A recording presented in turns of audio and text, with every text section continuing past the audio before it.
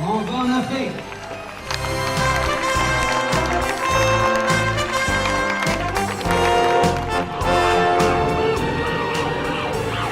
Et nous allons aller faire un petit tour du côté de la cabine de projection pour voir comment ça se passe puisque le film est projeté en numérique. Allez, on y va tout de suite. Et nous possédons quelques machines de forte puissance, exemple celle-ci, qui est un projecteur de 20 000 lumens et qui nous sert actuellement à passer ce film. Il est alimenté par un bêta numérique. C'est un appareil vraiment très très professionnel qui passe des films, disons, on peut dire c'est les originaux, qu'on peut passer sur des cassettes spéciales.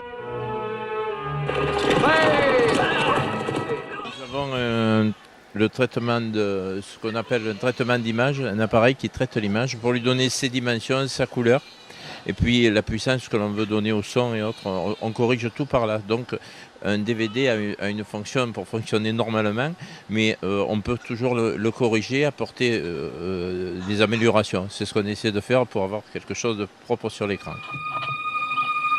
12,50 m de base et exactement presque un petit, on a passé les 7,50 m en hauteur, voilà.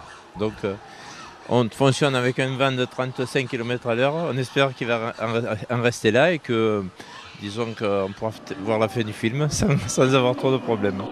Il ne peut rien se produire parce qu'on a toutes les sécurités requises, mais on a quand même une sonde qui est reliée ici directement et qui nous donne la vitesse du vent. Voilà, donc on travaille en toute sécurité.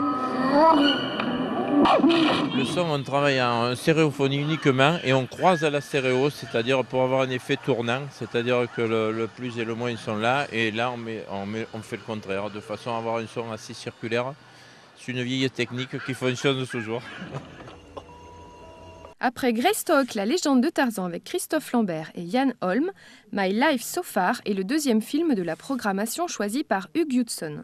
Hier, c'était le jungle. Aujourd'hui, c'est l'Écosse, dans les années 20.